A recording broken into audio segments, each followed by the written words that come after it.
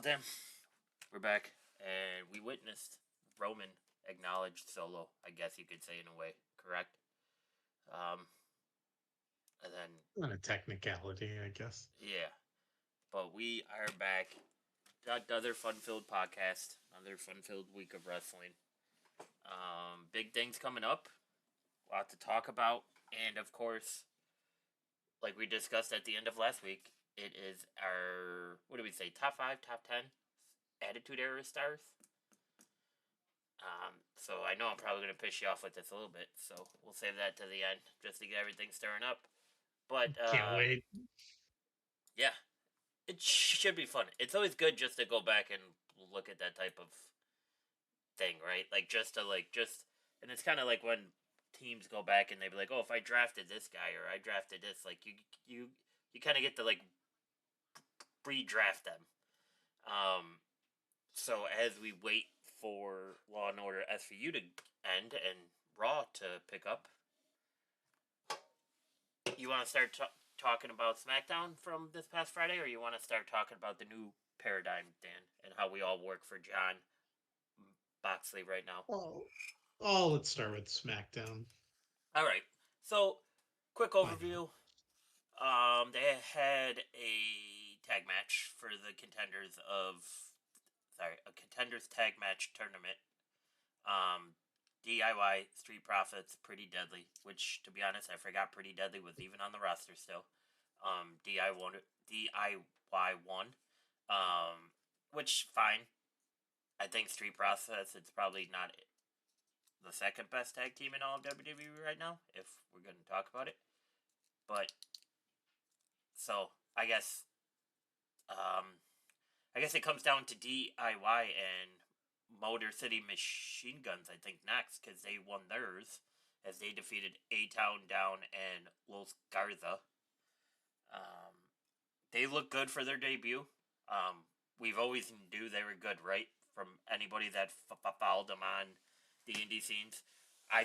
One of the craziest things was Corey giving them the praise, how they've kind of set the standard of what tag team wrestling is in the last generation, which part of me was like, oh yeah, take that petty stab at the Bucks. But then I'm like, it's also true, right? Like, because of everything they did in TNA and their style. Like, the style that they go with how fast and hard they go that hasn't been done before, besides before them, right? Because them and their Bucks are two different styles. One's more of For a sure. showmanship style. MCMG is more of fast paced, high flying. They're going to hit you. You're going to feel it but they're gonna put on a show at the same time.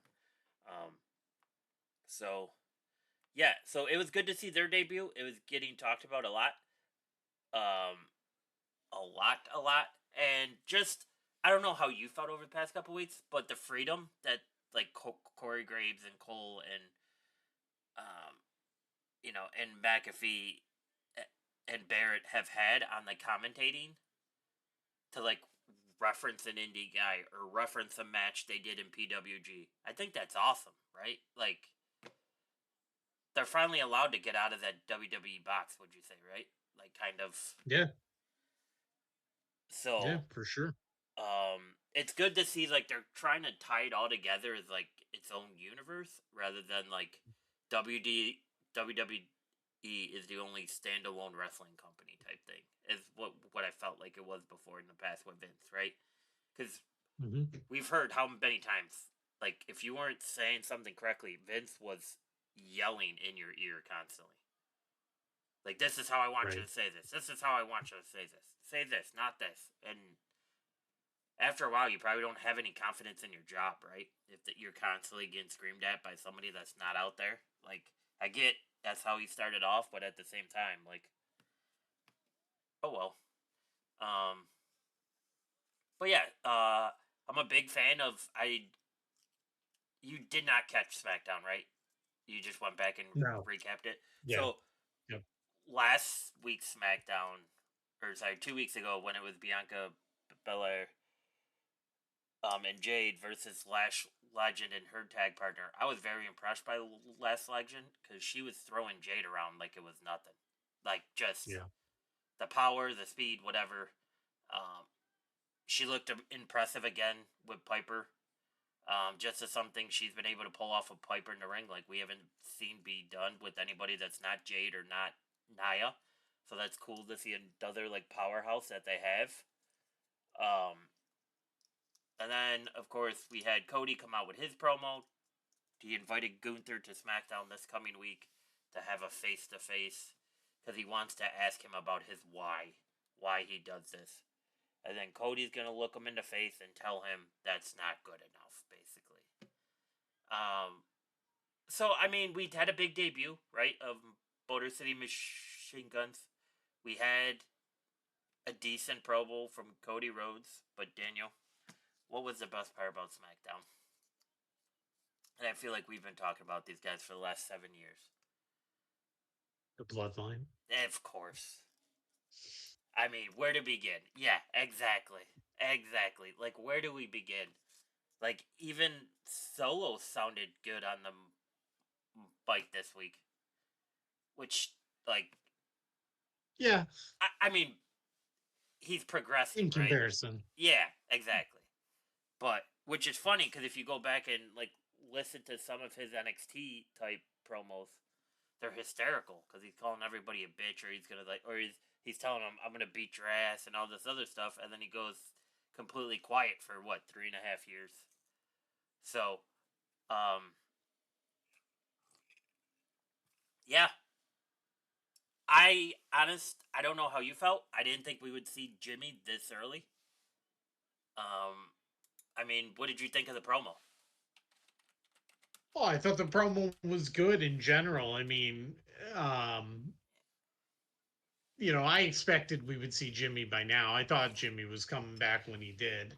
Um, so I didn't expect a Rock at that pay-per-view, Yeah, but I expected Jimmy. So, um, yeah, no, I thought it was good. I mean, it's going to be helpful, I think, for Solo, to do some of this, and they're really putting him to the test, right? Because he has the promo with Roman and he yep, has the promo with Jay, and the one with Jay, I think, was better than the one with Roman for me, at least.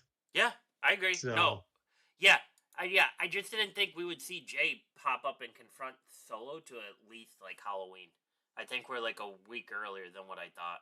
Just because I thought they were just going to try and drag this through the end of October. Because Survivor Series is not till the end of November, anyways. So they would have a full 4 weeks to plug that in, yeah, right? Um, yeah. Not that it actually betters what I say, obviously. Um, but I just thought, just by like how they were bringing people along before, I thought this was going to be another slow pull out of like, okay, you guys get Jimmy, but you're not getting Jay back within the same 2 weeks. Like you're gonna have to wait a little bit for that. Um, has Jay been the first one to call out Jacob to his face? The way he did, yeah. Right.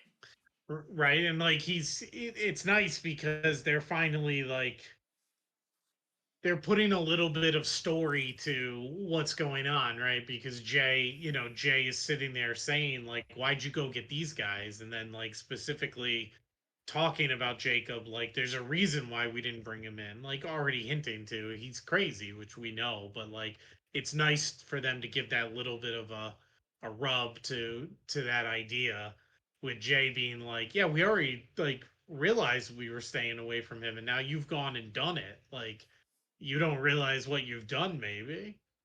So, and it's giving them even more like power, a little bit, right? Just inferring that they have a strong team because Roman and Jimmy are not enough. They're just Yeah. not enough. Right. Yeah, and it. Which is, I assume that's where I mean, I could be wrong, but I think that's what they're building up here, right? They're probably they're letting Jay get into it a little bit um with Solo on his own, with Roman and Jimmy are in there trying to talk to him in the background and it's not working yet. Um but it's building this idea that Jay already is upset with Solo.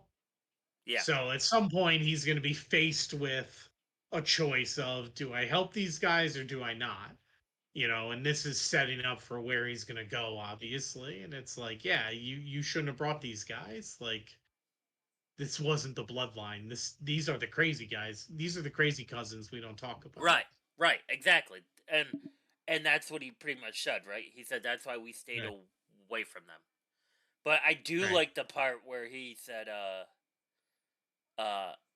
the next time I see you, it's gonna be different, right?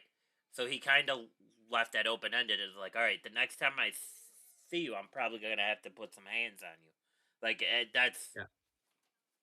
so that was a good way for them to end it. I was cackling hysterically when he told Jacob to his face he's gonna beat his ass if he keeps staring at him like that.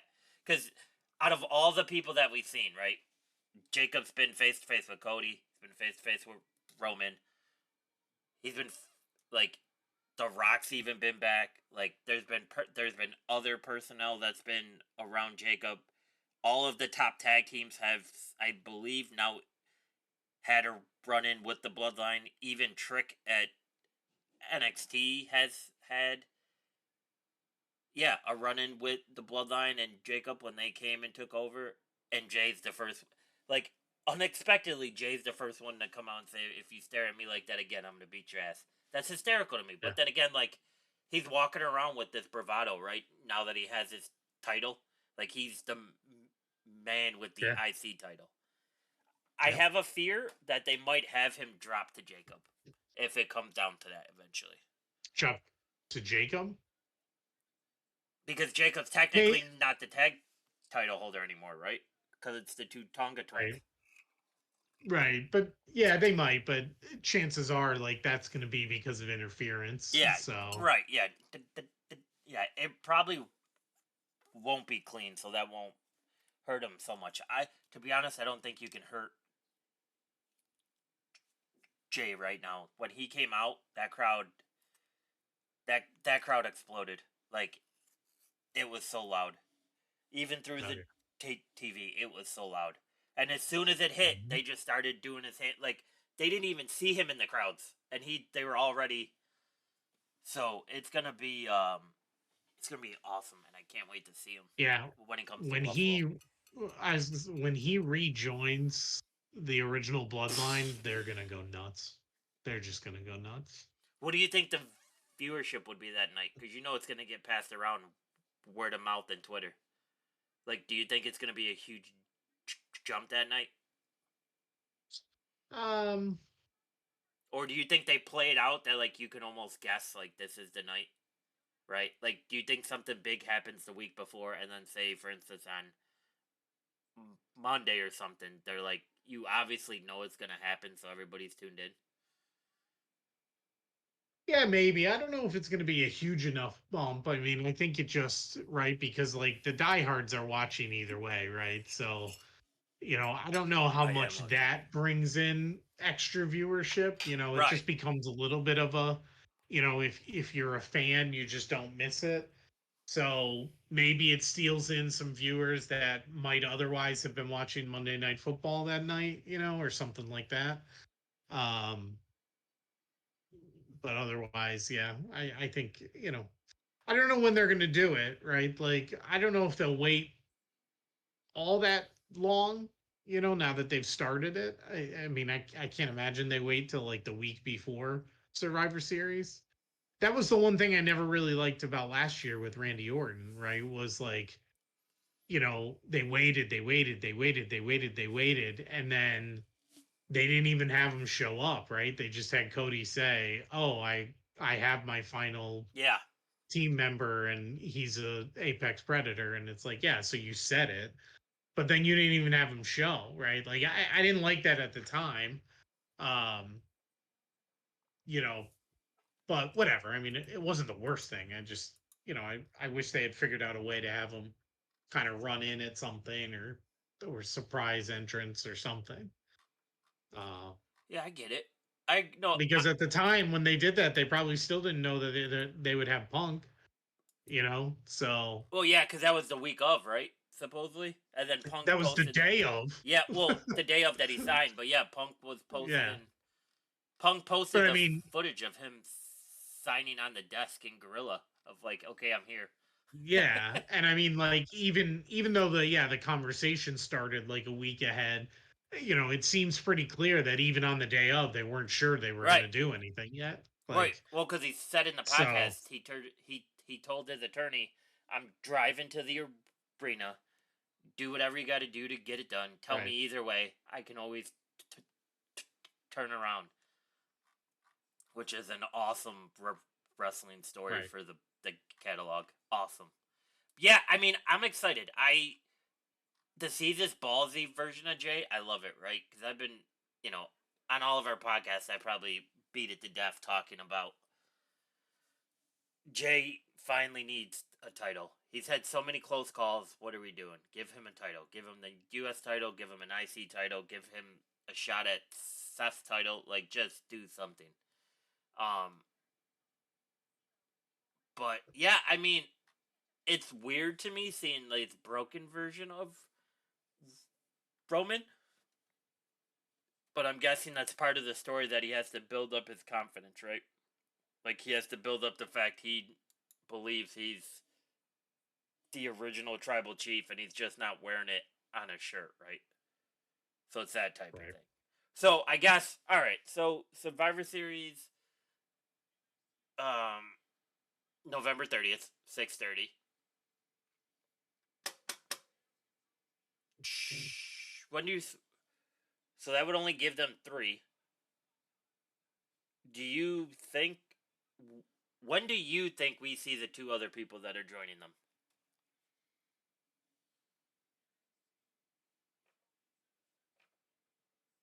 Um, And do you wait? Let me correct that. Apologies. okay. Do we? Do you? Do you think we get Bloodline 2.0 plus the Rock at Survivor Series, or just a Bloodline 2.0 versus the original Bloodline? I think we're getting The Rock. Okay. I do think we're getting The Rock. Okay. So okay.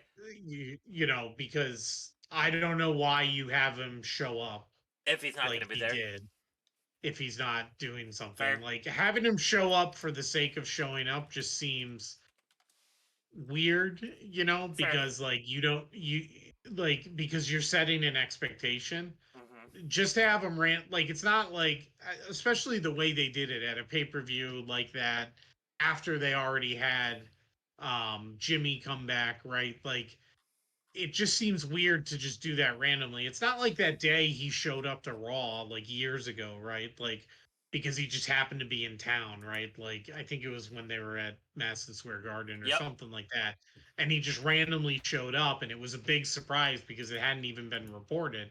But that was just like, well, yeah, it's a Raw and like It's it's The Rock, so you just have him show up for the hell of it. Madison Square Um Garden.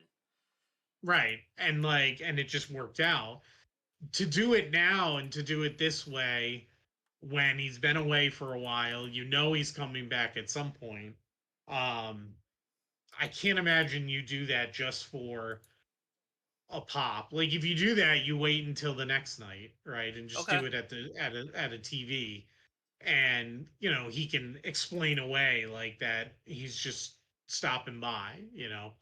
Um, so Okay. yeah, I think we're getting The Rock for Okay. sure. Lillian Garcia. Wow. It's been years, huh? Is she back? Yeah. I'm not there yet. She's doing the announcement for the due day. Um. Okay, so then to build off of that, when do you see? So they would be at three, so they would need one more person for Survivor Series. When do you see? Okay, when do you see Jay joining back up? When do you see the fourth person joining them? And do you think we get Rock before Survivor Series? And then when the fifth hits, if the Rock is going to be Bloodline 2.0?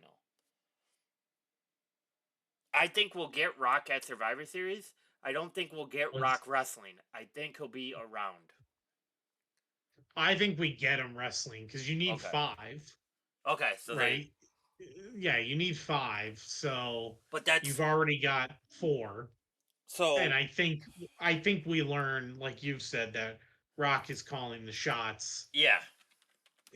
or is a part of Solo's whatever. Like Solo might be the tribal chief, but Rock is the final boss, right? So um I think we see Rock wrestle. So I do. here's a theory I have, and I've been working on it through multiple conference calls today. Um, what, Dan? What? Nothing. Oh, I'm sorry. You don't think about wrestling during work hours? It depends on the day. Yeah, exactly. Well, today I Typically did. not a Monday though. Oh, sorry, Dan. Sorry you didn't have a case of the Mondays. Um, I said I think we get Rocket Survivor Series. I think he's around. I don't think he wrestles because I think we get Hakulu, who is the brother of Tama and Tonga. Okay. I think that's See, good. I think he's going the I other way. I think that's gonna be the 5th. I think it only makes sense to put him over there because that's their brother. I think the original Yeah. Bloodline can go Well, get.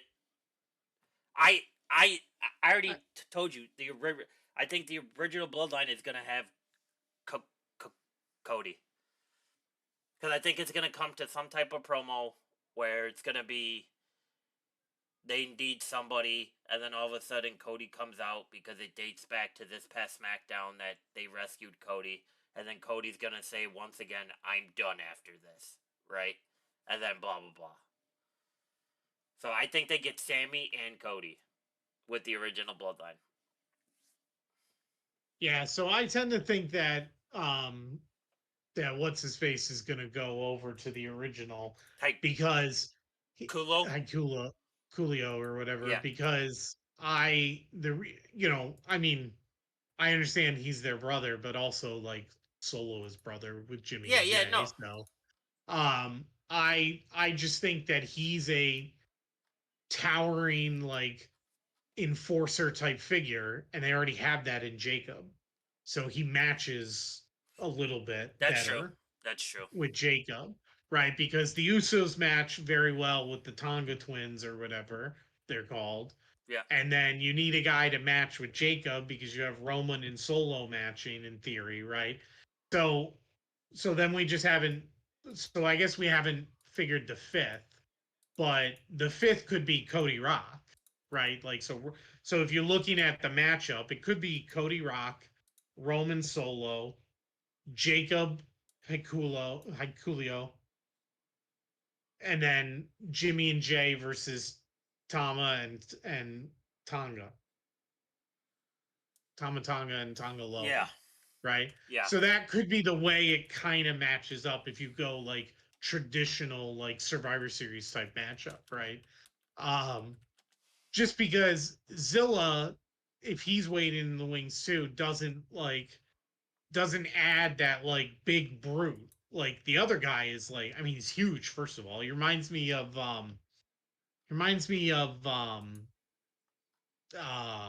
what the hell's his name? From AEW, the guy with Jake the Snake, Lance Murder Hawk, whatever the hell his name was, Lance Oh yeah, something or other, yeah. Lance Archer. right? Lance Archer, thank you. Like he's tall and Yeah, he's pretty big and all that, so he's an overpowering looking yeah. guy. So he can kind of, I mean, I'm looking at a picture of him and either Tomatonga or Tongaloa, and he's like 5 inches taller than him, you know. Has So has Lance and Noya crossed your mind about coming back and teaming up with Roman? Because he was in WWE tryouts for like a 4-year period back in 2015, and him and Roman, take this for what it is, have been sub. I don't know. Have been communicating, passively through Twitter. Because anytime Roman shows up, the first tweet that Lance throws up is Lance acknowledging Roman as the tribal chief. And I don't think Lance is signed anywhere right now. I think he's a true independent.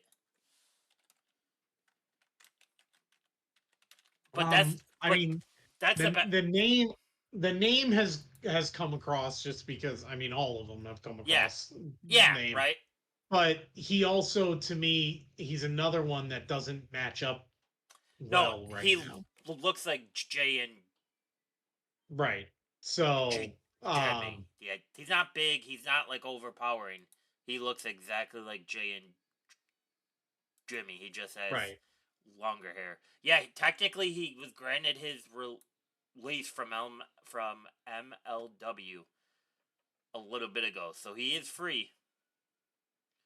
Um, and he requests for that because he said he has other things that he was working on for the future.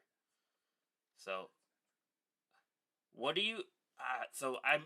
I mean, obviously this would be just dirt sheet stirring the pot, throwing fuel on the fire here, but like, um, it could possibly be like there's so many options, right? That's what makes it so good because they have so many family members that they could just go and sign, Hmm. right? Right, and they don't have to right like they No, don't have to do that all now. They can continue to build this and just do it with different iterations of these guys, where not all of them have to be fighting all the time, right? Like so yeah, yeah. I mean, and I guess any chance Booker T gets, he's always pushing for Zilla to the people backstage. But I don't know if he is signed anywhere currently because I know there was a rumor of him going to AEW, but he said he would never go to AEW. He said the WWE is where his family goes.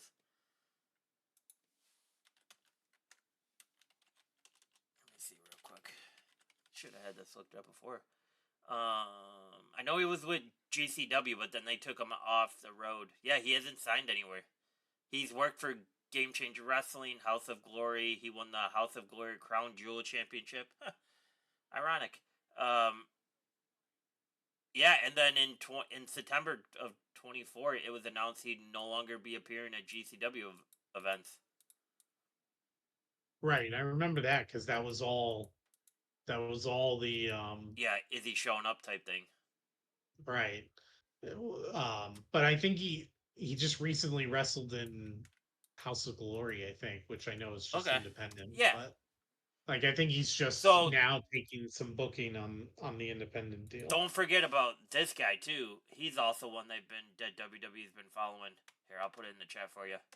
This guy's the powerhouse. He looks like Farouk from the Apocalypse days. This Damko Fatu.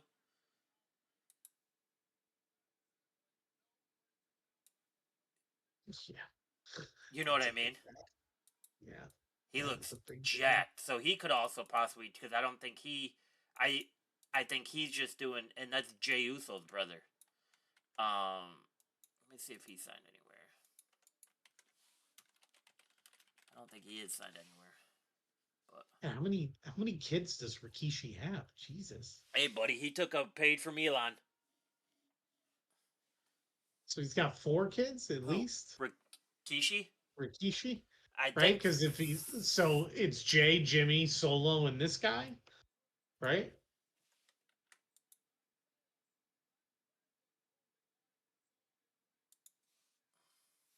Yeah, no contract.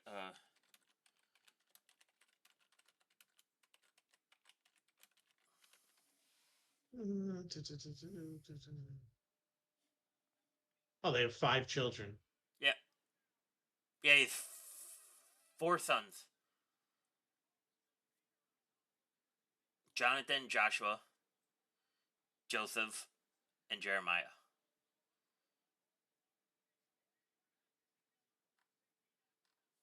So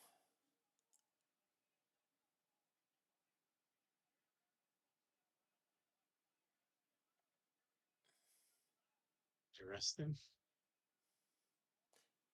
Yeah, it'll be.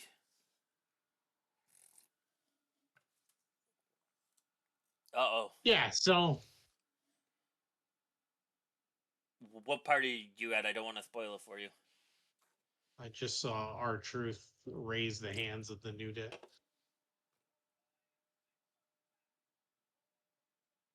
So I see him just chanting. I assume he's about to be attacked or something. Yeah. Yep.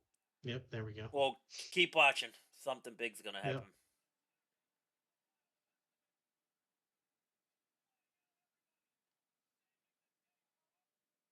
Kofi's gonna hit Xavier, isn't he?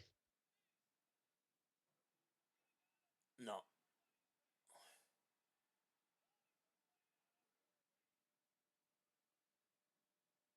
Yep.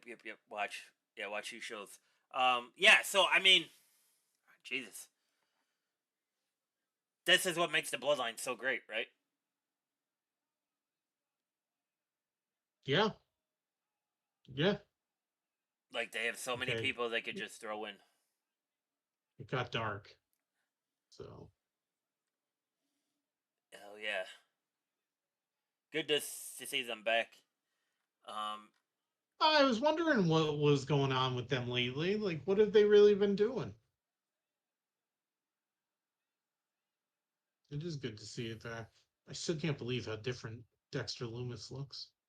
they all look it right, like except for Yeah, Rowan. Eric Rowan looks the same. Yeah, he And just looks like he's in better Nikki shape. Cross. I mean, other than the makeup, like Nikki Cross, you can tell it's her. But to be honest, like it took me a little while, like to believe that was Dexter Loomis. Like those dreads just throw me so far off It's from what still he used to creepy. be. It's still creepy Oh, when it's she creepy pops as out of hell. the ring. Oh no, yeah, no, 100%. I'm just saying, like Dexter Loomis to me has like the largest like Yeah, change in character, right? Like if it wasn't like other than the gloves, like that he's still doing wearing the gloves, like his face looks different. Obviously, the dreads and then the goatee and stuff. It's crazy. But anyway, but yeah, you're right. Like there's there's just 1,000 ways you can go with the bloodline, which is such a great thing for WWE, given that uh, given that it makes it harder for the rest of us to figure out what they are doing, which makes the product better.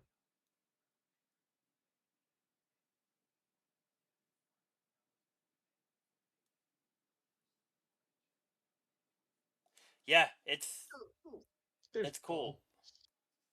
Yeah, um, yeah, man. It's I guess so. Look, if you were writing this, what's your timing plan for who's gonna show up before we actually get the Survivor Series? Um, I think what they're probably going to do is I think they're going to get Jay within the next couple of weeks, Yeah. right? Like, they're going to do things and that's going to get Jay to uh Say to yeet. rejoin them or whatever. And then from there I mean that brings you to the beginning of November, or like, second week of November maybe. I don't know if they do something like confirm, like if it's Cody or something, like, or Sammy, like confirm one of them first. Like maybe if Jay comes in, then they get Sammy, right? Like Jay can get Sammy to join. Um, I guess that would be the one variable. If Rock wasn't going to wrestle, maybe it would be Kevin Owens. Um, but So you get Sammy, and then like leading up to, I guess if they are gonna bring in a new person, like a new bloodline member, like part of the family, that comes like a week or two before Yeah, I would. Survivor Series, I, right? I'm okay with 2 weeks before. I'm okay Yeah, with they that. do that to, even the field. Yeah, I think it can. You can ride that high, right? Of like, do you know what I mean? Of like, oh, he's here. Here we go. It's on now. Like that type of thing. So yeah, it'll be interesting, man. It's so good to watch. It's so fun. It's always so fresh. Even though we've been talking to about the Bloodline for what 5 years now, 6 years. It feels like Yeah, pretty much.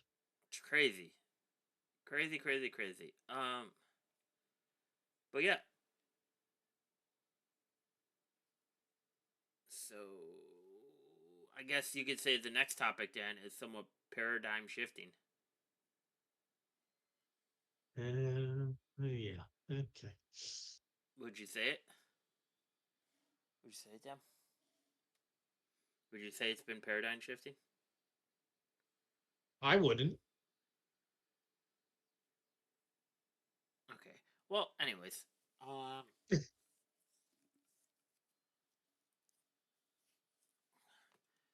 AEW. They got their Yes. version of the NWO. Maybe. I just had I'm to not throw it there. out there. Not there yet, but I'm sure it's coming for some people. Only because he literally used like this is the new paradigm of wrestling, which just sounded so much like this is the new world order of wrestling. Like because he said it in that same way that Hogan said it. Yeah. I do think this is So Moxley's best promo of his career, WWE included. yeah, I could see that. I mean, I whatever mean, they're doing here is still very interesting. yes, right? It makes you kind of want to watch the highlights, not a full show, but the highlights. Um, what? Did I say something too much, Dan? No, Okay. no. So let's talk about it. What do you think's going on? Besides the 7.5% viewership drop. So, Jesus, look, you are back to your old self. No, Wow, I'm look not. at No, you. that It drop is did not only. take it. It If you did let me. not take long at all. Holy shit! No, you got to think it's been playoffs, right? So it's tough. Like it's tough for them Yeah, to complete with I, like how good like for 1 year, and I think the last decade baseball playoffs have been awesome. Like they're usually boring, right? Like they usually go 5 to 7 games or whatever. You kind of know who's gonna win, but like there's been a lot of back and forth in these playoffs and a lot of home runs. Like I think they are one grand slam away from tying the most amount of grand slams in all of playoffs for like the last 20 years or something, ESPN said. So it's tough for AEW, who's basically on what would you say is the biggest baseball playoff provider channel? TNT or TBS? Like, do you know what I yep, mean? yep. I mean, just to go back, they did have Bobby Lashley join and Shelton Benjamin. Um, Shelton Benjamin Yeah. went all out there in his first match against, was it Leo Rush? Who was it? No, who was? Yeah, it was Leo Rush. Yeah, he looked. Well, I, yeah, he had a match with Leo Rush. I don't know if he had any others. So, Um, I mean, did Bobby actually debut? I think he did. I didn't even see that. I know the rumor was out there, but I didn't see. I thought he was in the ring when. I mean, MVP has been there. I didn't see Bobby yet. There was a rumor out there that Bobby is signed too, but um, So,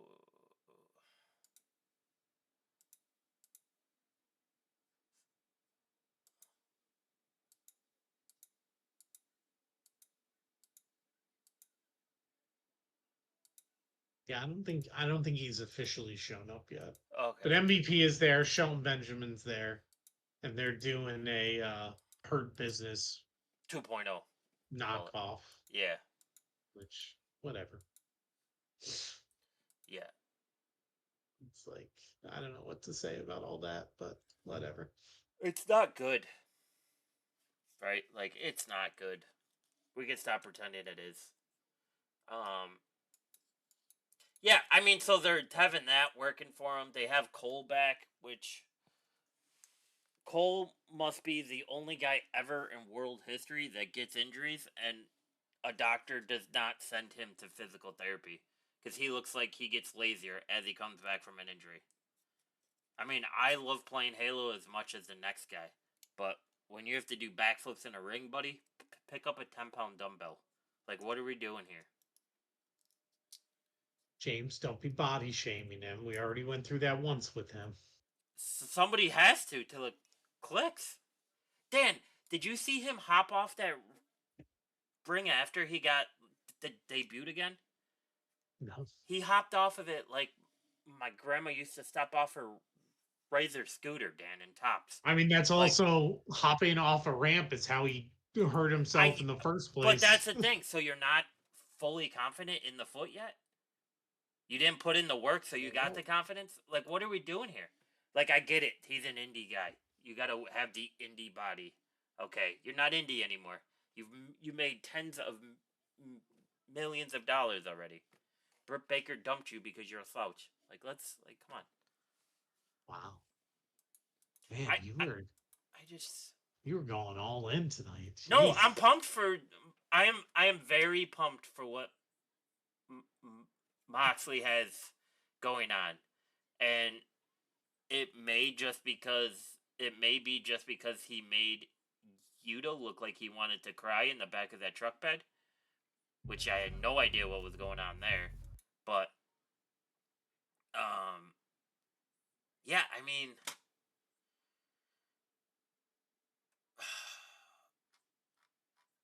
I guess yeah. Let's get into it. Shane, no Shane involved. What do you think? It's hard to tell. It's definitely hard to tell. I mean, the thing is you can look at the promo and you can easily tie that to a story involving Shane, who's coming in from WWE, a juggernaut, the son of Vince McMahon, who wants to create a company, right? Because Moxley's whole thing is like, this company is not what it was started as. It's this, that, and the other thing, and we need, what there's only one other option after us, and we're not a good enough option, and everybody's taking their money and dancing around and partying like they've done something, right? Or whatever he's saying, right? And then he's saying like, I'm gonna bring this company to the top and this and that. So like you could easily tie that stuff to saying Shane is behind it, um, if you wanted to. But I think you could also argue that Moxley's just doing this on his own. Yeah. So you think they're gonna put him in charge of this? Who, Like, Shane? no, but Boxley. So if it's not Shane, Well, do I think you think? Moxley's in charge of it. Yeah, for now, for sure. I think Well, it's yeah, Moxley, and obviously for it's going to now he is in it. continue to But be like, him. you think they're gonna play it off that he's basically the mastermind that's making the hit list and going after all these guys? Yeah, I think it'll stay. If there's no Shane, it'll stay as Moxley. Um, How? you know, I guess like unless they have somebody behind it eventually that leads to them saying like this whole time it's been Moxley leading with the council of, or whatever you want to say, right, in the background, or the funding or the whatever. Mm-hmm. But that's where like you can make the best argument that it's Shane. Um, which could be very interesting for sure. How bad do you think Tony wants to play the Eric Bischoff in this and become the bad guy, the bad I don't corporate think guy? I don't think at all. I don't think it's Tony either. I don't think, like, I think he got his taste of being involved. And he's I think he generally realizes that that's not really like a role for him. he did a little. Remember when he was doing it with TNA? Like they were calling him the Forbidden Door for a while, and like he did those promos with Shivani, and like and he showed up or whatever. And then he did the little bit with the attack from the Young Bucks, and he wore the neck brace at the draft the next night or whatever. Like I think that's about as far as he's gonna go, and I think he knows that. Like his dream is to be the guy behind the scenes anyway, right? Like you Mm-hmm. know, I don't think he's gonna get involved like that. Now, could he get involved in the sense of like Moxley comes after him at some point? Maybe. I could see that, right? He did it with the Young Bucks. He could do it again with Moxley and whatever this faction is called. Um, so but I don't think it goes past that. I definitely don't think it becomes like Tony Khan was behind this the whole time, like Eric Bischoff was, right? Like I don't see that. Um, if anything, that again would be a good setup for Shane. Yeah, yeah. I mean, Which that I think Tony is probably motivated by the idea of having Shane McMahon. Like if he can get him or already has or whatever, he's probably salivating over Shane walking out on his stage. Which I'm not saying it would do anything, but it would be a crazy spark for them if they do it right. for Shane, Like because yeah, agreed, 100%. Do you think they use the full Shane McMahon, or do you think they just say Shane? I think McMahon. Yeah, I don't think they can stop him. yeah, Right? and I don't It's think, I don't think his name is trademarked by WWE. I could be wrong. Shane carries the same disgust that his father does, right? To where the point where like they want to like hide it, right? No, no, not especially not after that documentary, right? Like the Netflix documentary really Showed how Shane just wanted to prove himself, like he just right wanted and to. like how he just wanted love and affection from his father. Yep. Um so Yeah, I get it. uh, as we're talking, I'm looking up to see if his name is trademarked. Who Shane O'Mac? Yeah. Yeah, I mean, Oh, it is. It is trademarked. I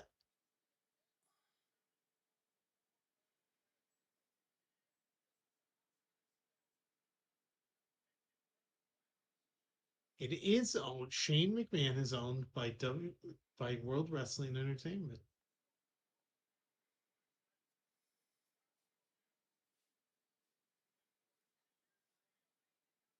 yeah, I thought it was. I wonder how that works though, because they've talked about that too. Like it can be trademarked, but then because it's his real name, there's only so much they can do about that. Oh no, they didn't do this, did they?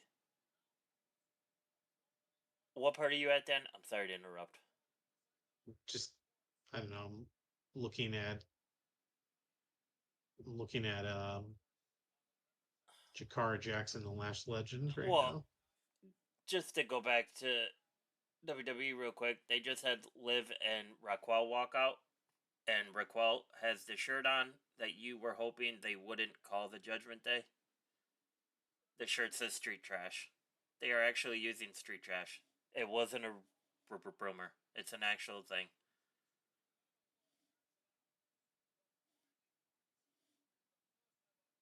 But it's only on Brickwell, not on Liv.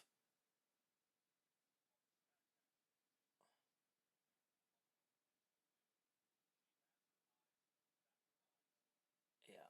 So, all right. Yeah. Yeah. That's a 0 out of 10 for creativity. Um, yeah, I mean, I guess, okay, so you bring Shane in. When do you debut Shane then? Boxley's already had the title. They ended Daniel Bryan.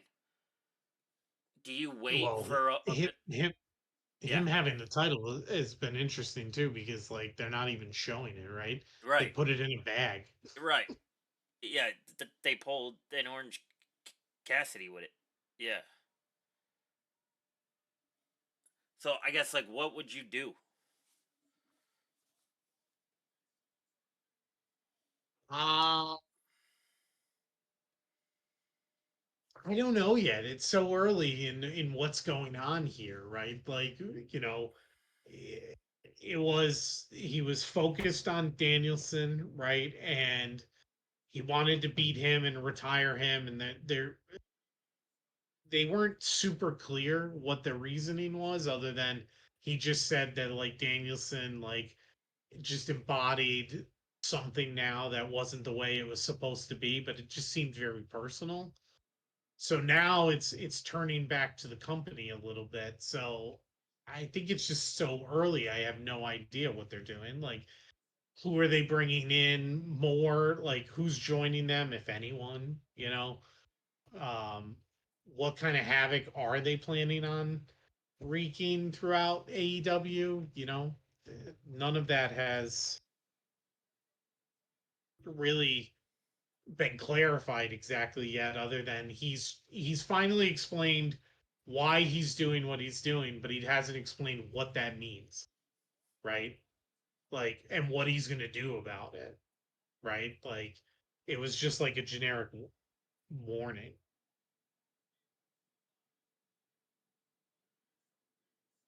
Yeah. I'm trying to think because I think you have to pull it off when it's something big that happened, right? When they take out like the guy, or like if Moxley didn't have the title yet, you'd have Shane come out and congratulate him, and then all of a sudden the Paradigm standing in the ring, and they're all got their hands raised, and then all of a sudden it's, you know what I mean? Like, oh, this has been the thing all along, right? But like they've already took out the top guy, right? And Daniel Bryan. Um, so Yeah. it's, I mean, uh, the wrestling entertainment world, Tua is what I'm gonna start calling him after all these surgeries. Um, but yeah, I mean, I don't know. Like, who do they go after next? Like, Yeah, and see, that's what I don't know. Like there was like they kind of were going after Orange Cassidy, right, originally. Um, but see, that's the thing that doesn't mix, right? Because in the Paradigm promo, when he's sitting in the truck, he says there's 150 wrestlers on the roster, and they're just collecting these big checks, and there's just nothing for them to do. If you're solely going after people that are doing that, right? Like, say if that's his sole reason for the Paradigm, Cassidy wrestled as much as we've ever seen when he had the title, right? Every week yeah. he was doing Wednesday and Fridays. There was like he was putting in work. Like, so if that's the case, like you can't have him go after champions like that, or is it just like people that don't fit the Paradigm mold? Then is it right? Like, so is it Daniel Garcia next or something? Like, is it like that? Like people that just don't take it seriously, or they act like they don't care. Is that what it is? Because then it's like, what are we like? It doesn't. Because he ends the promo saying, "You all work for me now," and Yeah. that's how it ends, right? Yep. So it's like, I don't know. I kind of really want this to be Shane because I think Shane. I think if anyone, Shane can provide input to Tony that Tony would actually pay attention to, right? Because Shane's did both, Yeah. right? He's had little bit of experience on storylines, but we also seen him jump off a Hell in a Cell or do coast to coast into a garbage can. Like, obviously, this guy does not care about his body because he loves wrestling that much. And we saw how Right. much he loved wrestling during the documentary. So he wants to be a part of the company. He wants a piece in the company.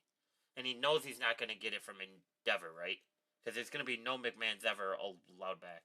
Stephanie's only there because of who her husband is, right? So, like, if anybody gets to go back, it's gonna be Stephanie. But I don't know, man. It's hard to predict, right? Like, it's like you can't even talk about it because it's like you don't know where they're gonna go. Like, it's just like they don't even like that promo didn't really give you clues on anything. He was just complaining about people that just collected checks, and that the roster's so big, and now all of a sudden, like, he's in charge of everything.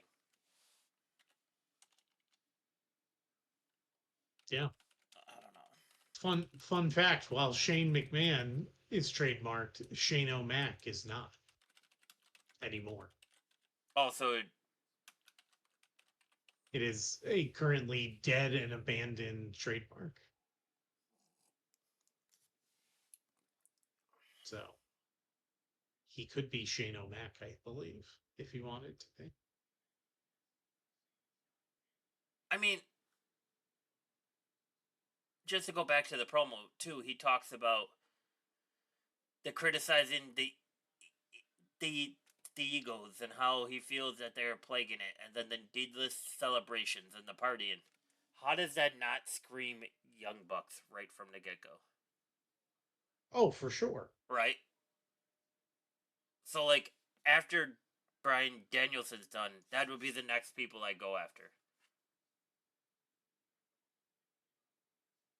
Like, I, I don't know. There's not much like to talk about on it other than like it's very good. It's probably the best work of Boxley's career. A hell of a lot better than what he did on the Stone Cold podcast. That's for sure. Um, but yeah, it's interesting. I don't know. It is interesting. Do you think Bobby Lashley's gonna do anything big for AEW? No. Do you think Shelton No. Benjamin is?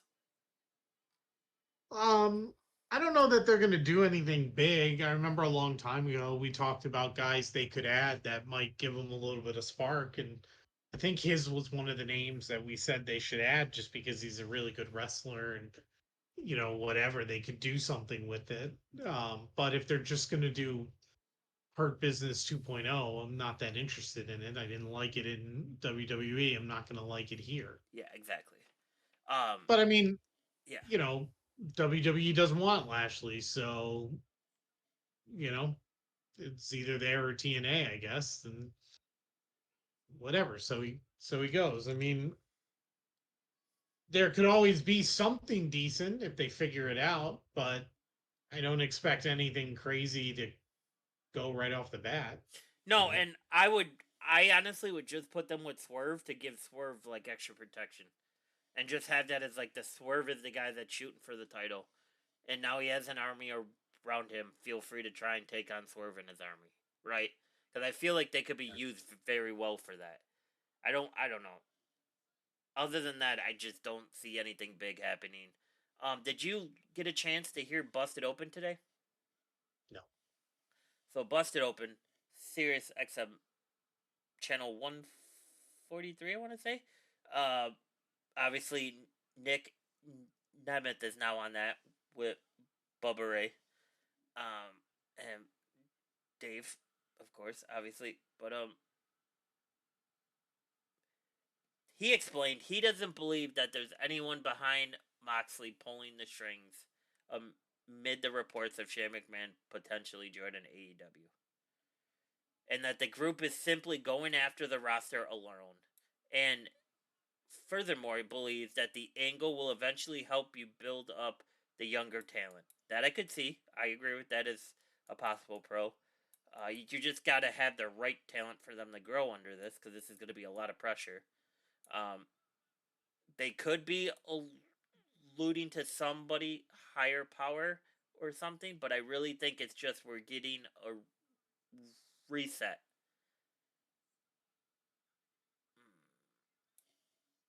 That's cool.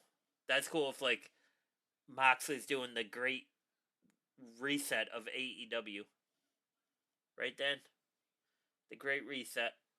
Throw a little conspiracy theory in there and all of a sudden Um, yeah, I guess, but then like, what young stars?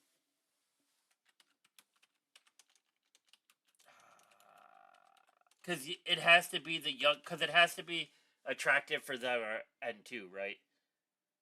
Like you just can't have.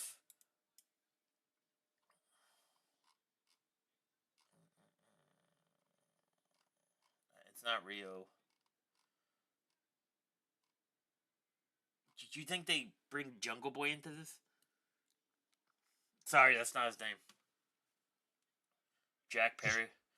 Jack, Scapegoat. I use Real Glass Perry. Rio Glass, cry me a river. And if that's the case, see, now I'm going to get real fired up about this. If that's the case, instead of having Adam Cole go at MJF, well, why don't you have Boxley and his crew go at MJF? Have MJF feud with them. That'll get you the numbers. That'll be high.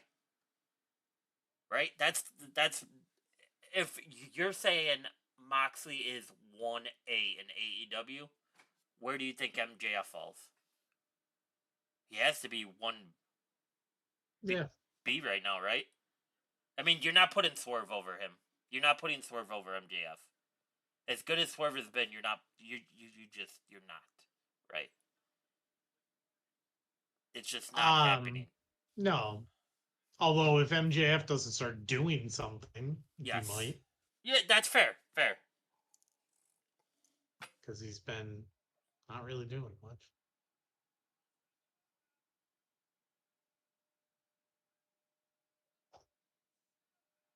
Fair. So yeah. So stay tuned.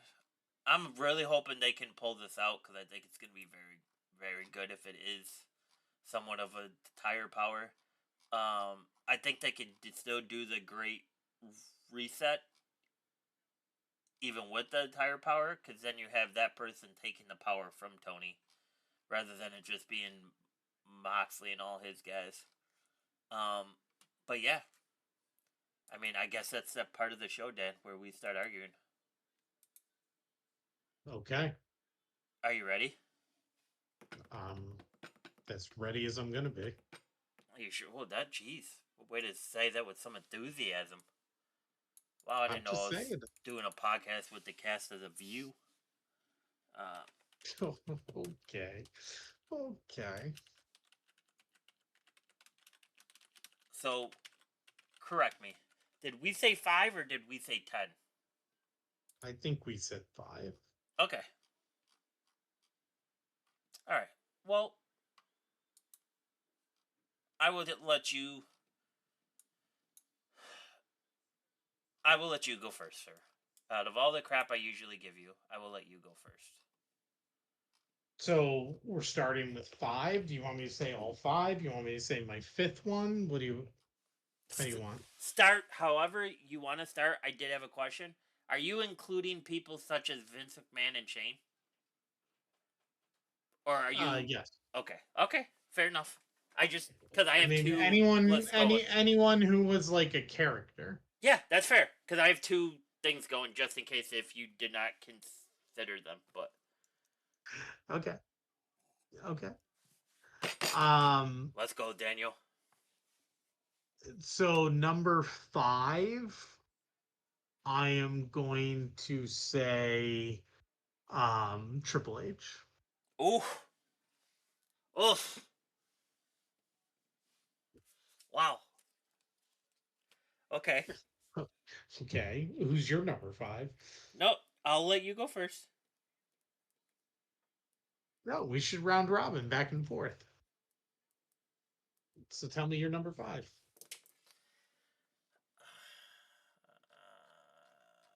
It's this is a lot tougher than I thought it was going to be honest with you. Yeah, it's very tough. It just based on how good that generation was, right? I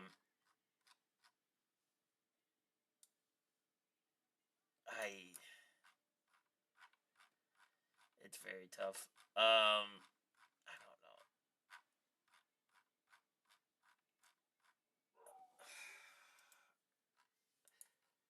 I I had Vince. I had Vince at 5. As 5? I had Vince at 5.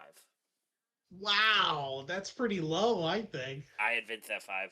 But now, Ooh. after the Undertaker's latest podcast, you know what? I'll put Taker at 5. No. I'll put Taker Go at with 5. what you had first. No, because I've been changing my perspective lately, Dan. I've been changing my perspectives. But yeah, I had Vince at 5. So, is there anything you wanted to argue about with that? I mean, I think that's really low Okay. for quite possibly, arguably, the number one. The greatest Like character of the Attitude Era? you No. could No. argue, yes, you could. You No. absolutely could argue because without see, this is just giving away some of my lists, but I mean, So I'm guessing you have Stone Cold at 2 then. no, no. I don't have Vince at 1. I'm just saying that you could argue he was the best.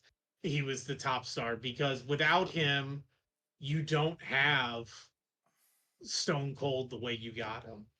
Without him, you don't have The Rock the way you had The Rock back and forth. Even though Vince and The Rock didn't necessarily feud quite as much as Stone Cold and The Rock did, um, you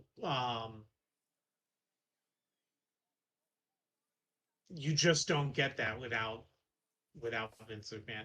And to a degree, Vince McMahon's character, sort of I don't know if we could say it kicked off the Attitude Era as much as it exploded the Attitude Era. If it didn't kick it off, it exploded it, right?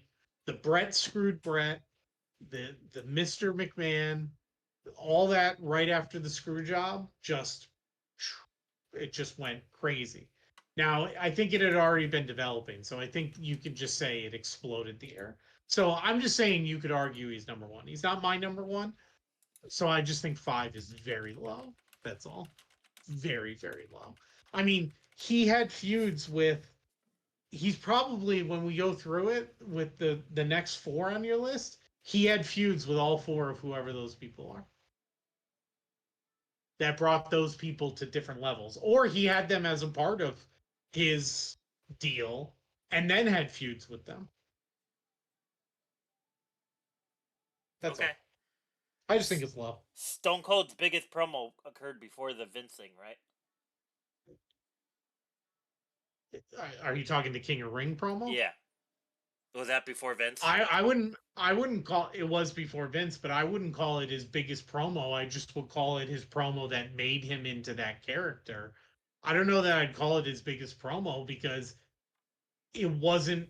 I guess it was the catalyst, but when you get to talking about Stone Cold, it was yeah. They kind of say it happened overnight. It's not 100% true, but it's close to that. But while it made him much more popular all of a sudden and the signs started showing up, Bruce Pritchard talks about that all the time, that it caught on like wildfire. Mm-hmm. 2, 3 years later, roofs were being blown off the building just by his glass shattering, right? So, and his music. So I guess maybe you could say it's his greatest promo, but I think his character goes to even another level when he's battling Vince McMahon. And what they talk about all the time is, yeah, who didn't want to beat up their boss, Yeah, that's right? true. Like Stone Cold was living every working person's dream of having a crappy, evil, Boss. asshole boss and getting to give him the middle finger and beat him up on a weekly basis or do things to torment him and get him back for being an evil boss. And especially driving the Budweiser truck and spraying the Budweiser hose. Okay. Fair enough argument. I'm still keeping Vince at 5, but fair enough. That's fine. It's just very low. Okay. I mean, Jesus, and I should have known this was coming, considering your love for the 24/7 belt,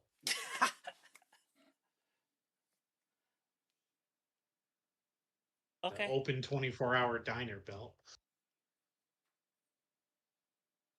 Uh, Okay, so all right, so that's your fifth. So real quick, the fourth, where where are you in Raw right I'm at a now? commercial.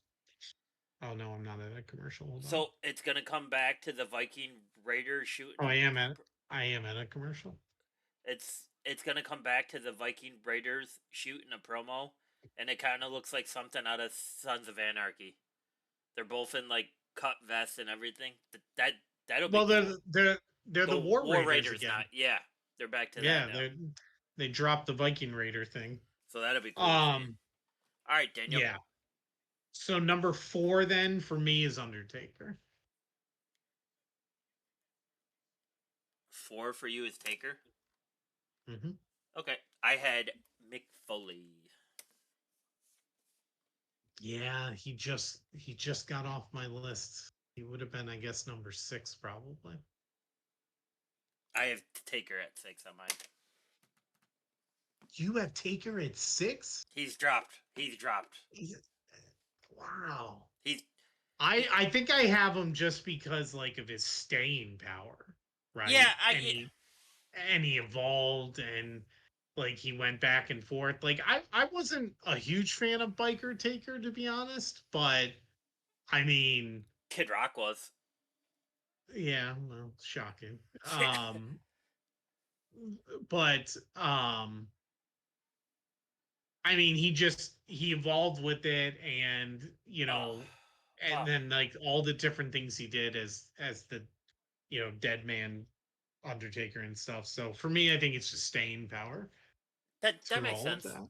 Carlito has the street trash shirt on as well. Just so you know, they're slowly making me sick of this group. All right. So you had Taker. I All had right, mm, Nick. good Mick. Um, I just for like three, Beck because just like you said, how Stone Cold was like everybody's dream of just smacking the crap out of their boss. Like I feel like a lot more kids grew up watching Nick and felt like they could be a wrestler. He wasn't huge. He wasn't in shape, but he knew how to work. He did crazy stuff, but he was an everyday guy, right? And yes, that's why his body's so broken now.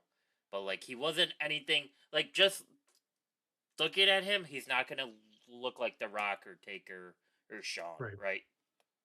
He just went out there and he worked. And the fact that I have all his books is probably why he's so high on the list as well. But yeah, he and he was 3 different people, Dan. Don't forget. Yes, he was. So you gotta put, that's honorable mention there. Um, all right. Dude Love gets an honorable mention. Bang, bang. Sweet Shin music. Um, Number three, I have The Rock. Oh,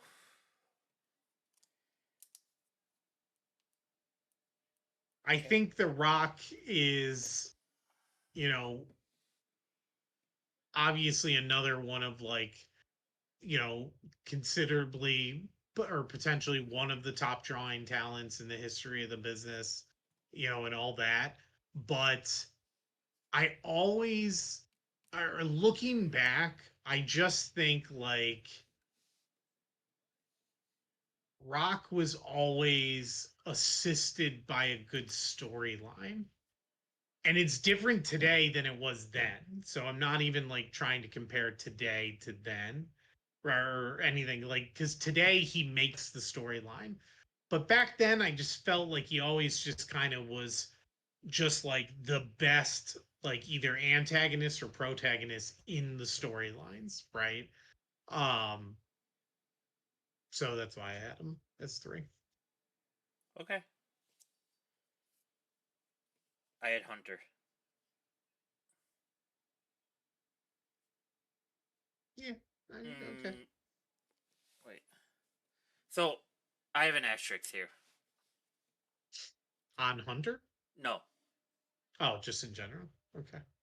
Are we looking at the period of work, and are we considering if a wrestler had to take long extended stays due to a certain vice and rehab stints and finding God? So is Sean, you mean? I have, Um, I have, yes. If we're just because Hunter has more availability during that time than Sean had. yeah, well, also too, like, because I only did like single stars, like if you get into groups and factions, then DX is going to be at the top of my list. Yeah, Um, you know, for sure. So, but Sean was a part of that for a while, then went away, and DX continued to go crazy without him. Um, right? The WCW invasion was without Sean, wasn't it? The tank rolling yeah, up on WCW, that was without Sean. yeah. Like That a lot of that stuff they did, especially right, like because Billy Gunn and Road Dogg didn't come in till after Sean left originally, right? he stepped away in '98 due to the back injury. That's when he And was I'm the trying to think biggest when asshole. right, and I'm trying to think when the New Age Outlaws like officially joined because I felt like they added them as a reaction to Sean being gone because it was really just Hunter, Sean, and China for a long time, right? It was really just the three of them, Uh, and March then it of was '98 when DX. Yeah, yeah, and then they added, they had Billy and Road Dogg, and then they brought in X Pac, right after he got let go from WCW. So, um, so I have Sean in my top 10, just not. yeah, I would too. I mean, and like I said, without counting factions and stuff like that, like So that's it, another one. yeah. So Sean's in my top 10. He's just not in my top five. Yeah, no, me Uh, either. so it was at that WrestleMania. It was after that one, I believe. Sean stepped away. The Mike Tyson one. Yeah. Yeah, I gotta put just Hunter there because the same things you said for Taker, I think can be applied to Hunter, right? And I still think we would still see him showing up in the ring occasionally from time to time if he didn't almost die because of a widow maker heart attack. Like for him to just throw his boots away, like put his boots down, that like he started crying as soon as he did it, right? So it's like Right. I have Hunter there, and I think Hunter at Rock, we saw that a lot, right? During that period of time, we Yeah. saw it just 10 years ago when Rock showed up and they did a backstage thing about if they were to get together one more time in the ring and blah blah blah and all this other stuff. It was still prevalent then of like Hunter and Rock still have this bad blood between each other. You saw Hunter and Stone Cold. You saw Hunter drug Stephanie, right? Like some of the crucial storylines. Like you saw Hunter and Stephanie take over. So it's kind of like I felt like you had to put Hunter there over Sean. If you're going from the period of time before that, would that change your perception of Sean? If you're going prior to the Attitude Era, would that change your perception of Sean? Would then Sean be in your top five? Because Sean was the guy back then, right? I still don't know if he'd be my top five looking at the Attitude Era in general. The group would be. I don't know if he would be. No, but if you're going prior to the Attitude Era, say, like right before it just Oh made yeah, sense, make yeah. switch, He was would Sean be in your oh top for five then? sure. Yeah, Yeah, for yeah. sure. I think just because of the injuries, the pills, everything Sean had going on backstage, he found God, he didn't find God. Now all of a sudden he's back. I feel like he did add value. He did bring DX. Like that was just one more thing that DX could add, right? Because DX was already hot when Sean returned, right? If I'm remembering this correctly, like they were getting flashed at every house show, pretty much, without Right. Sean. Yeah, no, I'm reading it now too. it was so after the Tyson fight, Triple H officially ejected Michaels from DX for dropping the ball, and then recruited X-Pac and the New Age Outlaws. So that was the beginning of the bigger version of them, and then Shawn would come back later. But Shawn didn't um, return to 2006. Was it 8 years? Chat. 2002. Oh, okay, because Chat GPT is saying that Well, he Shawn. might not have returned. He might not have returned to DX until 2006. He came back Uh, to wrestling in 2002, but he feuded with Triple H in the beginning. gotcha. That's what it was. I was Yeah, I was gonna say he took, because if it was true 8 years off, that would have been a bigger gap than what I thought it was gonna be. Okay, so he took what, right. 4 years off then, right? That's still sizable time. That is still sizable time for everything that what went on between that. Um, Yeah. yeah, okay. So you got Rock and I have Hunter. Okay, Number two. So now I have Vince McMahon. you have Vince at two. I have Tim at two. For all the reasons I said on why you could argue he's number one, I just put him at number two. I mean, I think his character was just, I mean, he was as hated as any character at the time could be. He just whenever you thought he couldn't get any more devious or whatever he would do, it just turned it up. He had all those versions of the corporation, right? Like, remember they had like the corporate ministry, and then they had like corporate. Didn't he have corporate DX for a while? And he had corporate. I mean, Was it corporate he DX? had a lot of stuff with the corporation and all that. So I just think he's Well, there was the DX, Degeneration X, and the that's corporation good. segments. I so DX basically worked for the corporation. I think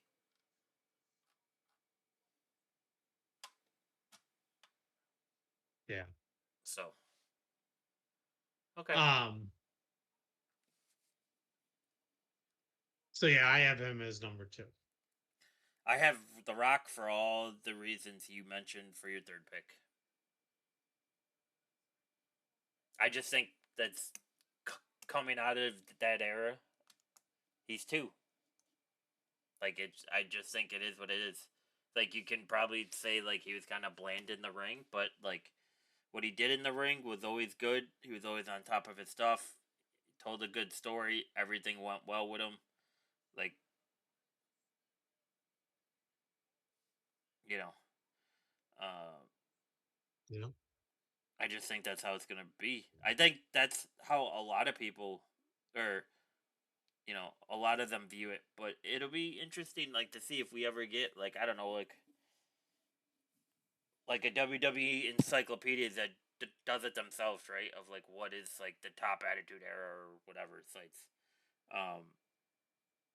So okay.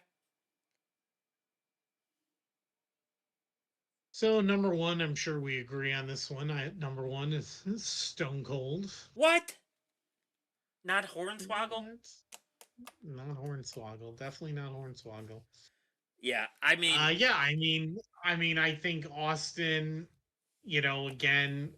So the reasons I could, not that. So I put Austin first. I think you could at least argue Austin and McMahon are interchangeable there. yeah, yeah. I mean, together they were voted best feud of the year 2 years in a row.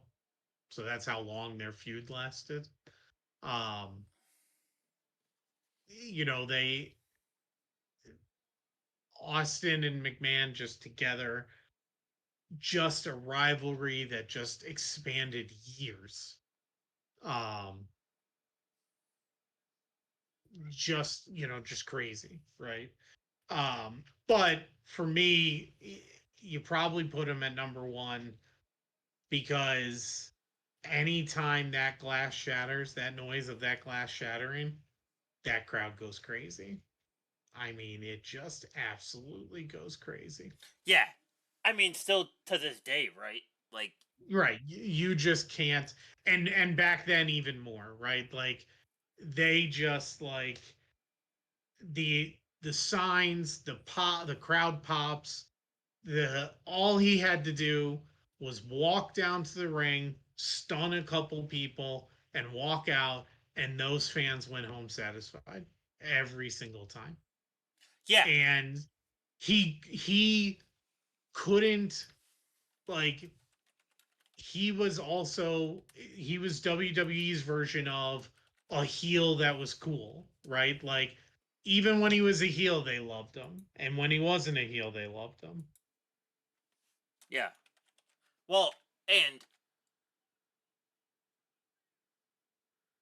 how many times have we seen like professional sports teams walk around with like Austin 316 gears, right? Yeah, Or like George Kittle, like when he shows up to that tight end camp that he does, when he walks on the field, the glass shatters, right? Like like Rock and him transcended that to like, oh wow, this is cool. We should watch this. Or even though we don't like watching, let's just see what the Rock and Stone Cold say tonight, right? That type of thing. Because I mean, the beer chant alone, right? They still do the what chant per, yeah, present day if you go to a house show, right? And yeah. still to this day, you see like Buffalo 316 for like a SmackDown shirt or a Raw shirt. You see all these stuff. Same with The Rock as well. Like you see the What's Cooking shirt. You know, you see all that stuff. But I think you see more Austin stuff than I you ever do agreed, Rock stuff. agreed. Yes, agreed. But they And did. I mean, in fairness to Steve too, I think some of the Rock's continued popularity is because he became such a big movie star. Two became big such a star. Rock. Yeah. That's what I'm saying. I think some of Rock's continued popularity is partly in the fact that he became a mega movie star, and Austin didn't do that. But No, he just went to I his don't know for podcast. sure. Right. I don't know for sure, but I would imagine that Austin gear probably outsells Rock gear, or merch. And Austin, other than the podcast, he just kind of went away for a long time. And then, yeah, he recently, in the last couple of years, like popped up and had a match or two, but like otherwise, at least leading up to maybe not right now because Rock's like involved in storyline, Yeah. but, I don't know. I mean, I'm looking at some of his accomplishments now. So Pro Wrestling Illustrated, Feud of the Year 98 and 99, Match of the Year in 97, Wrestler of the Year 98, 99, 2001, ranked number one of the top 500 single wrestlers in the PWI 500 in 98 and 99. And that's Um, for Austin, you said, correct? yeah, for Austin. Does it show where Um, Brock is on that list, or is that just an accomplishment list? I'm just reading his accomplishment. I can look up the rocks in a second. Those are just things from like, Pro Wrestling Illustrated. He won the Rumble 3 times. Like, that still hasn't been beaten. Right. Cody has a chance to beat that, I guess, this year or Oh, tie it, yeah. not beat it. So in theory, Cody could tie it this year. But like, and then if you want to give any credence to the Wrestling Observer, right? Like, voted by their fans as best box office draw 98 and 99, best heel 96, best gimmick 97, 98, feud of the year 97, feud of the year 98, feud of the year 99, match of the year 97. Like they have a lot of the stuff.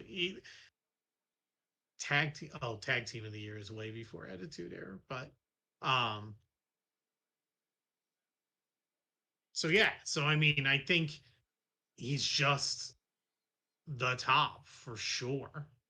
Yeah. Um, I mean, I pulled it up right here from the late 1990s to early 2000s. Nobody sold more merchandise than Austin.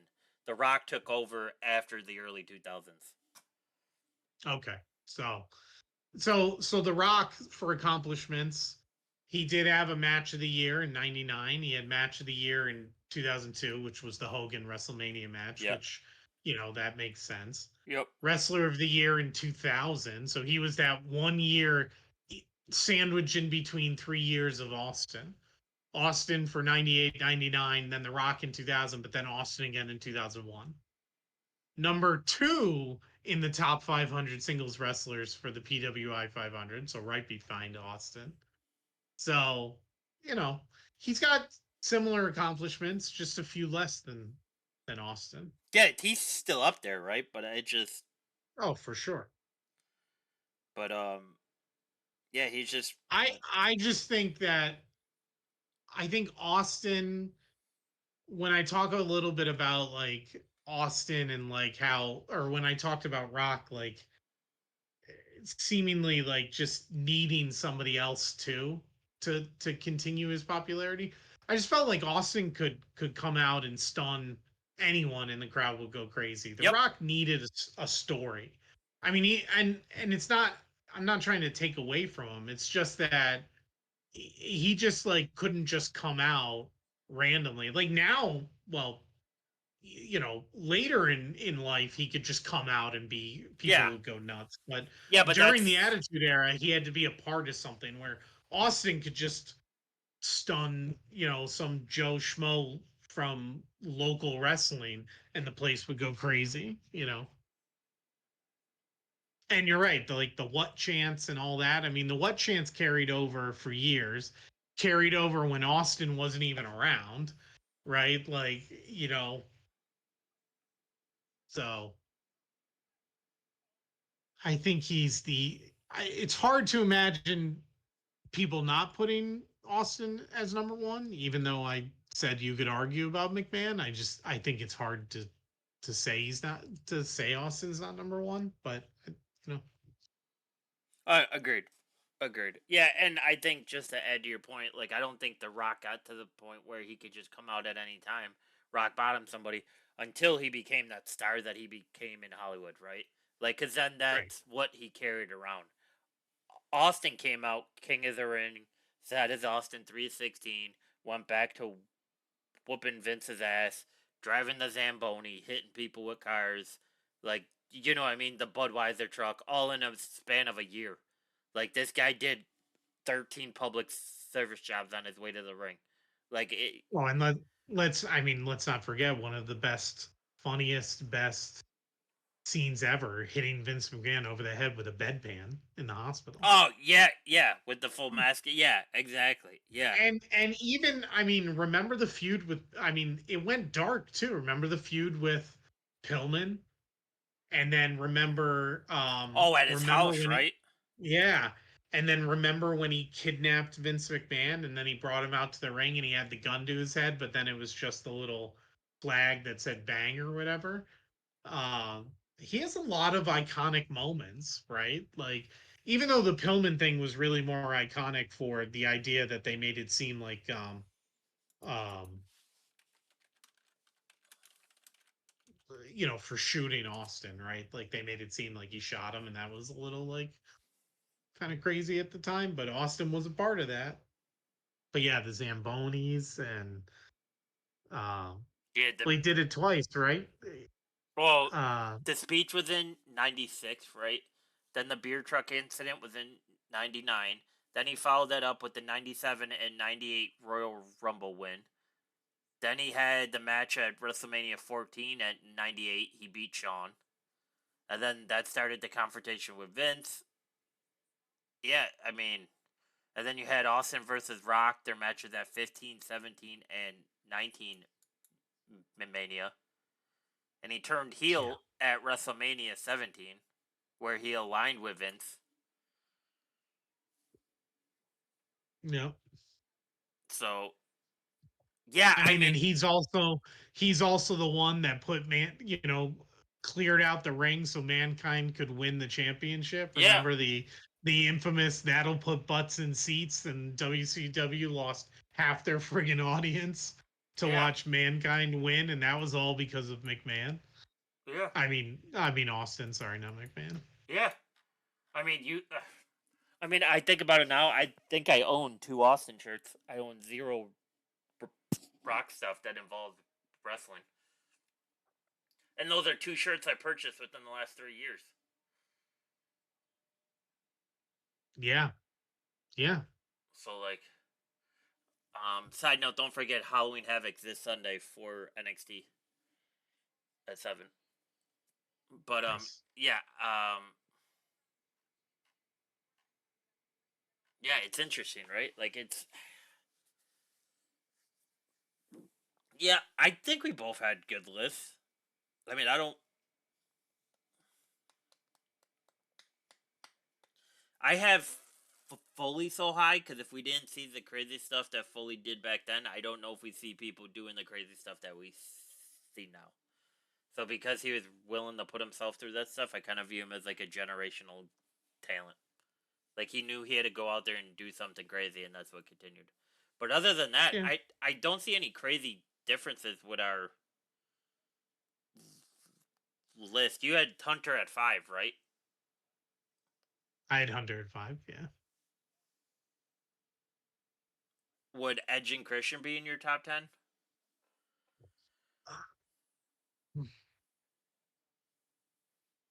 I don't know Yeah, that's a tough one, right? I'm trying to think real quick, like even just real quick, right? So I have Austin, McMahon, Rock, Undertaker, Triple H. Then, I mean, not thinking through super thoroughly, but I think I'd have Mankind, 6. somewhere six. Yep. Okay. Um, I think, there's a curveball here too. Where do you put Shane or Stephanie? I had Shane in my top 10, and I had Stephanie, Yeah, right. and I had Stephanie at 10. I had Shane closer to 7 or 8, I think, and I Stephanie at Yeah, 10. yeah. I think that rounds out, and then it's a little bit later into the Attitude Era, but like Kurt Angle, I don't know if he makes the top 10, but he's right there, right? Yeah, well, because Um, that's the thing, right? Like, so it's kind of and and and Sean, we talked about Sean too, where he yeah. might So fit. that's the thing. If we're taking into account like the accountability and the availability of the said wrestler, you really can't put Kurt over Sean, right? Because Sean was there, but then he got hurt. That's why he had to take time off and other devices. Kurt just came in towards the later end, but he was there, right? So it's like, Yeah, yeah, it's tough, right? Like it's, but then like you think about all those tag teams they had at the time, and then it's yeah, like, do you start counting the tag teams as just one sole thing? right. So like when you figure in, Shane and Stephanie, I don't think Edge or Christian makes it into the top 10. No, I really don't. I agree. I'm trying to find a. So wow, this is crazy. So the Sports Store has the best champions of WWE Attitude Era. So they're talking champions, I guess. They have Billy Gunn was a stalwart in the tag division at 10. Christian proved that he was more just a tag wrestler at 9. I already hate this list. Kane became a Grand Slam champion in 2001. That's the other thing. Where would you I, put I Kane? saw multiple I saw multiple lists that had Kane like somewhere between 7 and 10. Most of those lists had him top 10. Sportster has Kurt Angle as he won 7 championships in the Attitude Era. I didn't know he won that many in that time frame. So I'm looking at Bleacher Report's list right now. Bleacher Report, now here's a name we haven't mentioned at all. Bleacher Report has Sable as number 8. I saw that. Yep. Um, Kurt Angle at 9, Kane was at 7. Um, they have Jericho at 10, China at 11, This article Chris Benoit. this article agrees with us that the rattlesnake is number 1. Yeah, I'm not sure that anyone can really like. You I can't don't think dispute it. anyone really ends up without him being number 1. Like you said, you might have a few holdouts that make an argument for Rock or McMahon probably, but I Well, think it's hard to and I think it's hard to justify yeah, it. this list does something pretty cool because they have the game led DX, right? But then they also have the McMahon Helmsley faction on here as well because that was Yeah, separate at the time.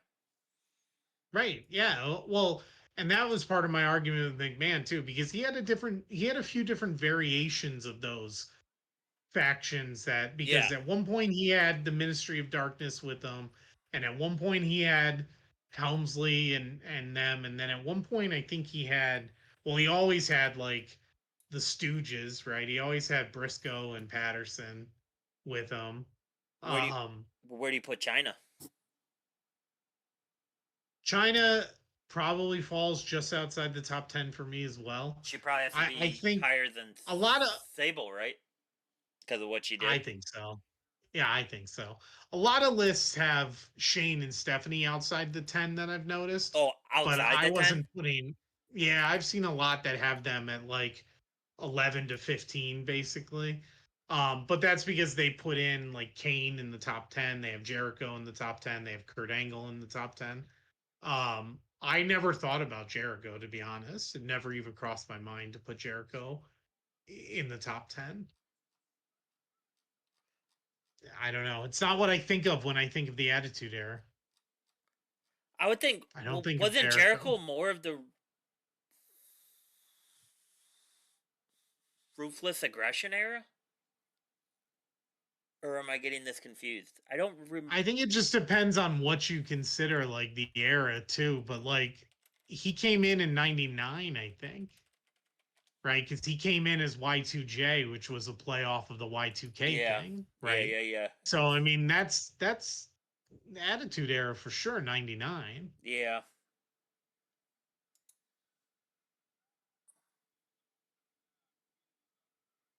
and I think he came right in and went and came in against Rock, didn't he? Yeah. Yeah, because that was the promo. Because when The Rock said, I don't care, or shut your mouth, I don't care who your name is, or whatever. So, So, but I just don't think of him when I think of Attitude Era. so when would you say the Attitude Era ended? Oh Be- God. because Um, Bortzer has a interesting concept here.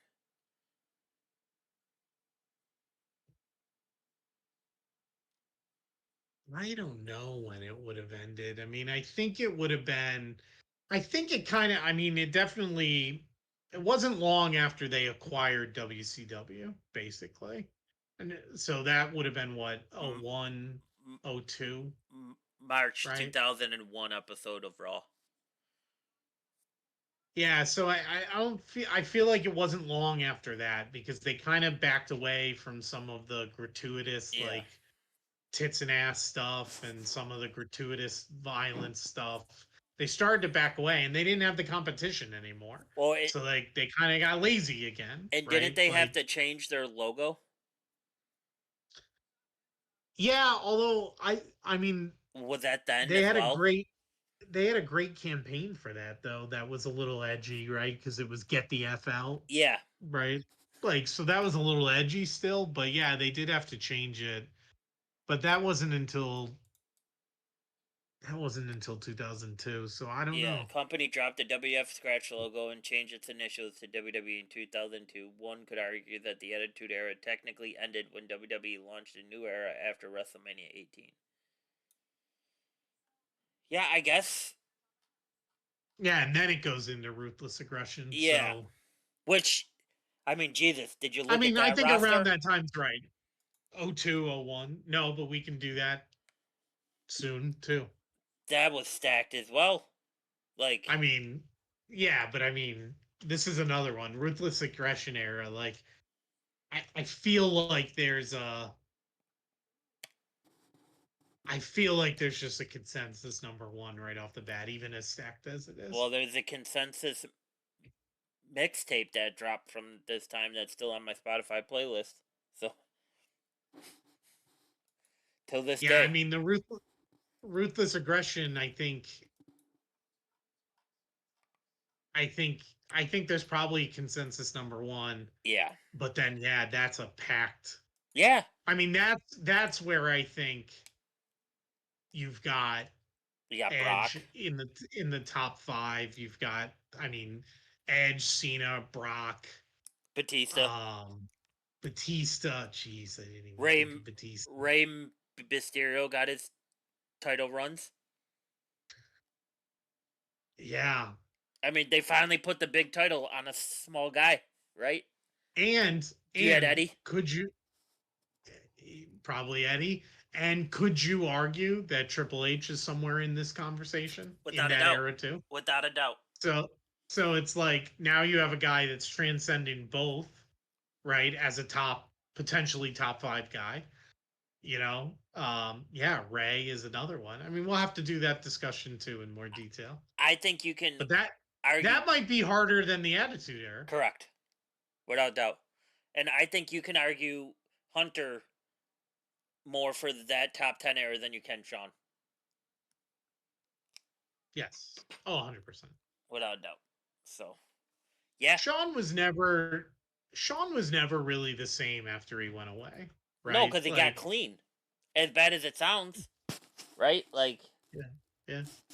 but you know what I mean? That's what they No, usually no, say, yeah. right? Like, Daryl Strawberry said the same thing. Like, when he got clean, like, baseball felt 10 times harder to him. Because it just, like, you don't have that thing that takes the edge off anymore. You could just go perform, right? Like, what did Hunter say in the one documentary? Sean was taking close to like 15 pills a day. Yeah. A day. Right. Plus drinking. Yes. Like, so yeah, it's interesting, man. It is truly interesting, but we'll have to see. So yeah, that was a good debate, Dan. We were close on a few things. Obviously, we had to disagree on some. I just That's can't believe you have like one of your favorite wrestlers of all time outside of the top five. oh that favorite of all time is also starting to be reinvestigated. It's starting to Ah, come on. those childhood memories are starting to have a little bit more tarnish on them than I remembered back there at the time. Especially with the big red dum dum there with them uh, as well. don't let that stuff. So, Don't. Let, oh no, don't freeze, don't freeze. We almost got through the full thing. Dan, you still there? Uh oh, is he there? Is he there? yeah, you Am I? kind of moving, but moving very. I can All right, so I can the whole time. okay, cool. I Yeah. can't see it anymore, but I can hear now. I can.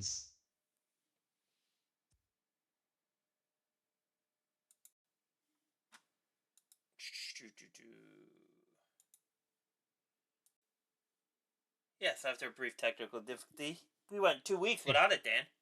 2 weeks. For once, it wasn't me. 2 weeks. Yeah. So, yeah, I mean, it's interesting, right? Because I feel like you could go from the Attitude Era and it gets just as hard for the Ruthless Aggression Era, like we said. And it all is personal opinion, what they meant to us at the time and whatnot, right? Like, it's just. It's crazy how good it was. We grew up watching these guys, and it's just to go back and look at them all that's on the roster. It's just crazy. So, yeah. But I guess coming up, Halloween Havoc for NXT Sunday. Rumor has it closer to Halloween. I think the 29th we're expecting a Taker show up at NXT. We'll see if that happens. That would be cool. Because you know how they usually do Halloween Havoc in 2 parts? I don't know if they're doing it in 2 parts this year again. Let me check. I don't think so.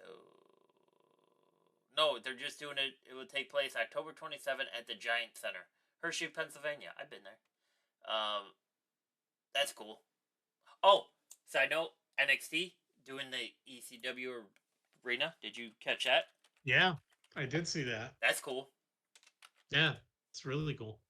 Um, and it's they're pushing it to a Tuesday because of the election day on the 6th, right? I think. Um, Yes. We'll host. well, the election's on the 5th, so they're pushing it to that Wednesday, Yes, right? sorry. That's yeah. I did it backwards. That's what they're doing. Yeah. So that's cool. Um, yeah. I mean, and then let me see. What does Sting basically came out and said he signed the equivalent of a WWE Legends deal. So now WWE can't get anything on his birch. Yeah. Did you not see the story, Dan? Wait, AEW deal. You said WWE, but Oh, I said sorry. I meant to say yeah, yeah. a Oh, WWE okay, so version of a yeah, Legend yeah. deal. So got it. Yeah. So yeah. So that'd be cool. Sting's still getting paid either way, and he'll probably still pop up from time to time. So yeah, I mean, Yeah, yeah. Oh, yeah. There's the quote. I'll do appearances with them on and off, depending on what they want. Yeah, that's great. I mean, his appearance at All In was great. You know, yeah. a 5 minute appearance. He didn't have to wrestle, and he looks good, and he gets to do a little fun stuff, right? So And WWE supposedly filed two trademarks related with the U.S. Patent Office, suggesting a new programming could be in development, most likely stream on Peacock, called WWE LFG, where description more explicitly states a show about professional wrestling.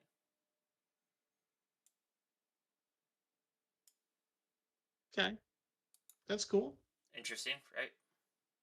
Look, I'm in for all the content. I mean, one of the best days ever in wrestling history was when the network was released and there was just hours of old footage and documentaries and Oh, all that stuff that you can get. I love the documentaries. I do. It's the greatest. Do you have a? We're probably gonna have to have a debate about that now too. But do you have a favorite? Documentary? I'm torn between two of them. It depends on the day and when you actually ask me. WWE documentaries specifically, or just any of them? Because if it's any of them, then we've got a lot to discuss. Yeah, Because like some of those, like I mean Dark any Sides of of the them. Ring, Oh, the ones that would be on the the on. network. So Yeah, yeah, I mean, I thought the Monday Night War one was one of the yeah. best ones when it first came out, right? Like that one was really good. But to be honest, too, a very underrated one is Table for Three, Yes, that's very good. Very where good. they just have dinner, Yep. right? Like that's super underrated in my opinion. Yeah. Depending on the day and when you ask me and what I got going on, I either jump from Punk to or the Paul Heyman one, just because we never The saw Paul that. Heyman one, yeah, yeah. And and I actually went out to Walmart and bought it the day it came on DVD too. So I have the Heyman one on Blu-ray just because we've did, like you did, never got a backstory like that before, right? Like it's No, never been right, like the right. mouthpiece never got his own "this is who I am" thing, right? And yes, he's not just that because of what he did in ECW and what he's doing in wrestling for all these years. But like just to see that about him had to be crazy. Just you know, um, and then supposedly there's this infamous Legends House reality series. Oh, did you ever watch Legends House? It was like Big Brother for WWE. Yeah, It was all right. It was different for sure. I mean, it literally was like Big Brother, or the Real World was more what it was like, I guess. yeah. So It wasn't really a competition show. It was more like the Real World. It yeah, was interesting. yeah. I mean, so Well, and I think the last ride, the one about the Undertaker, was one of their better ones too, because that was another thing where you just didn't see a lot of that behind the Right. scenes until that documentary. I mean, the amount of timing it took to put that together and to be thinking forward enough that someday we're going to put this footage in and it's going to be the first time ever because of how protective he was at kayfabe, Mm-hmm. you know. Well, I kind of like the Click one as well. That's probably in my top five. The Click one was really good. Yeah. By the way, side note, I'm obviously behind you, but I Yeah, see that the new bloodline is here to talk to Jay or something. Like, I assume this is going to lead to a problem for him with Braun Breaker. probably. Yeah, I mean, what they got 6 minutes left because it's only 2 hour Yeah. show today. So yeah, it's interesting, bro. But yeah, I mean, plenty of rep wrestling to do or watch coming up. Fall's time's coming. Feel free to hit up these documentaries; they're always good. Crappy weather's coming. Watch wrestling. There's gonna be a ton of programming. Watch AEW. Help them get their viewers. Like, just keep wrestling alive and well. Keep it going. Visit the sites. Buy the merch. We have a house show in a couple of weeks. 2 weeks. 3 weeks. Well, So SmackDown taped me, right? SmackDown. yeah. So it should be cool. Yep.